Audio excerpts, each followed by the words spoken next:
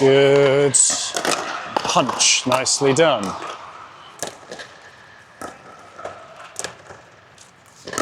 See, when it's out in front of us, that backhand punch will just feel a bit more natural rather than trying to somehow get a forehand on it. Instead, it's lovely, lovely punching like so.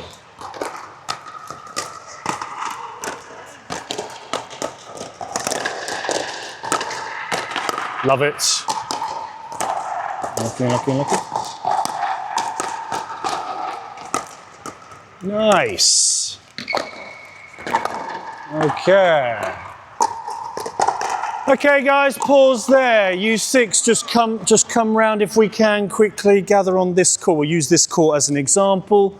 So we'll just head over here. You guys pop round. All good. Over. How do we find that? Good. Covering this kitchen line, it's got to be instinctive, okay? We saw a few of us, it just looks so natural being able to reach over and punch, take that out the air on our backhand side because this is our ready position, rather than trying to turn our wrist outwards and play something like this or like this. We just look more competent, look better pickable players just by having that ready position, reaching over. I love seeing a few of us reaching too far, which obviously we want to be careful of. If the ball lands in this part of the kitchen, nothing you can do about it, okay? That's just a good drop from your opponents. This back half is what we can do something about that, okay? We can reach over. Remember, if I had unlimited cones, I'd cover this whole kitchen line. When you're playing pickleball, the ball should never touch the kitchen line if you can prevent it, okay? Otherwise, all you've done is taken that back step, you've allowed the ball to bounce, you've given your opponents more time to get themselves in, okay? As long as their third shot drop bounces on this side of the court, they've got that extra half a second to a second to get themselves in. That's why they're playing third shot drops, right? It's that slow shot to bring themselves into the kitchen. Just a note on the third shot drops. 2 reasons why we play them. I have just mentioned one of them, but quickly again, one reason why we play the third shot drop.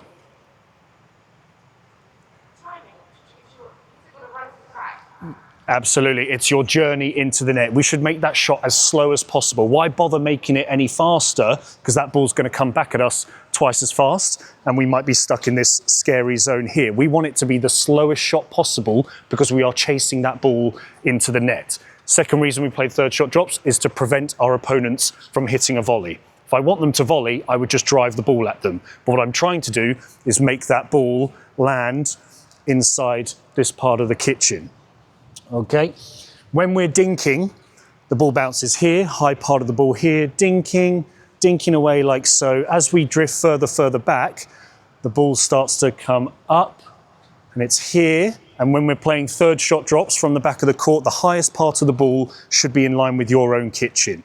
Your ball's journey should be coming up, about 5 foot, 6 foot in the air is ideal, so that the high part is here and it's already on its way down as it crosses the net. Best third shot drops in the world are ones that are coming from the back. They're up here, and then it trickles. Anyone had it where it clips the net and goes in? Yes, you have to apologize, but secretly, we've just played the best shot.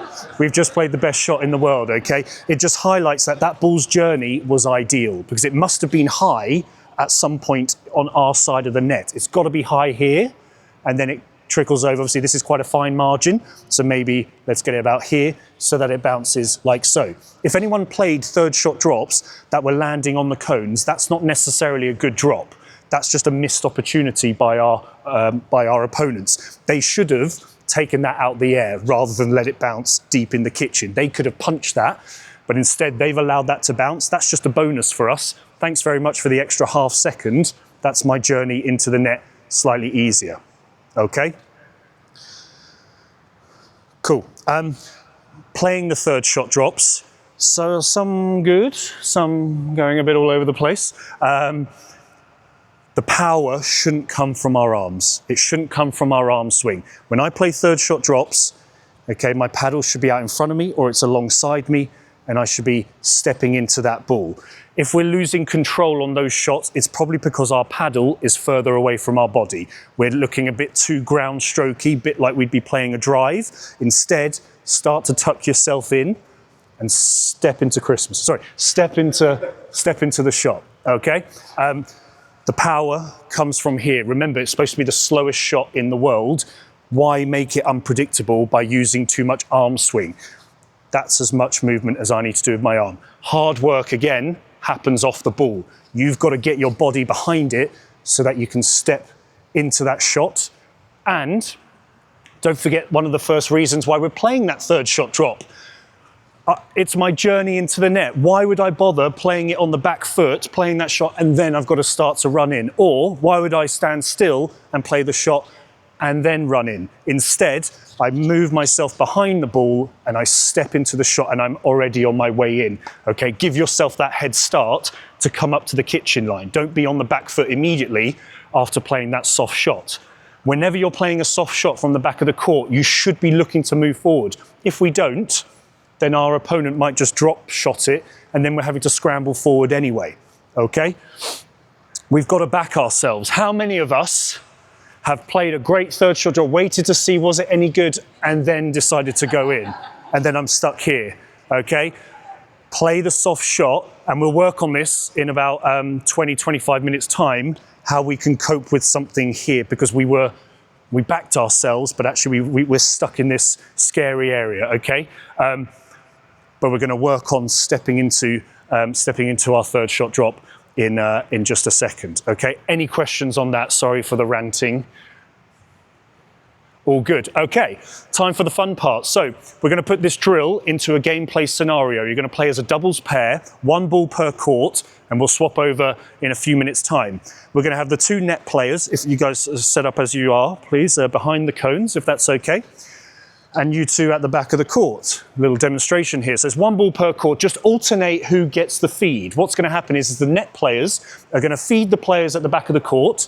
You guys are going to play that third shot drop. One of you will play it. You're going to move together as a pair because we should be never staggered. We should be moving up as a pair. You're going to follow that into the kitchen and then you're going to play the point out. Sounds pretty simple, right? But there are conditions. Third shot droppers. That ball needs to come over the net and third shot drop into the kitchen. If your third shot drop goes into the net, -5 points. One thing I hate seeing is people attempting that third shot and it just goes straight into the net. You're out the point immediately. You never gave yourself that second chance. I would rather see those shots go too high, give your opponents a volley, fine, at least you're still in the rally for one more shot. If you're playing that soft shot and it goes straight into the net, you might as well have not bothered playing it in the first place, okay? I'd rather see them go a little too high, keep yourself in that rally. Yes, you might have given them a smash or a volley, but at least you can try again. Doesn't necessarily have to be the third shot drop, could be the fifth shot drop, seventh shot drop, ninth shot drop. As long as you are intentionally trying to get yourself up to this kitchen line with a nice soft shot, this is good mindset, this is good practice, okay? But for this drill, I want us to come up anyway and deal with whatever our opponents give us. We're stepping into Christmas. Yeah, we are stepping we don't want to chip and charge because we do want to judge how good was that shot as well. Because if we have just launched it into the air in a real game, we go, oh crap, and stay back and then try again, okay? For this drill, I do want us stepping through the court, coming up and up and up and up, playing the point out by the kitchen, okay? But if your third shot drop doesn't clear the net, -5. If your third shot drop bounces in the kitchen, that is a bonus point. Well done. We love to see that. We love to see the balls bounce in the kitchen. Highlights a great shot. Good. Net players, if that ball bounces on the cones, guess what? -5 points for you. It should never be bouncing in that area. Both of you are already on that kitchen line. We should be instinctively leaning over the kitchen, protecting our cones with our lives. So it's -5 if it bounces on the cones. Do not let that happen, and especially do not let it bounce behind the cones, because we could have definitely volleyed that. That would have just been a missed opportunity. Got to volley those. Otherwise, you're playing the point out, and then it's 1 point to whoever wins the rally. We're going to watch this court do 2 or 3 demonstrations, see what kind of score we get. Okay, so friendly feed, here we go, third shot drop, up we come, -5, okay?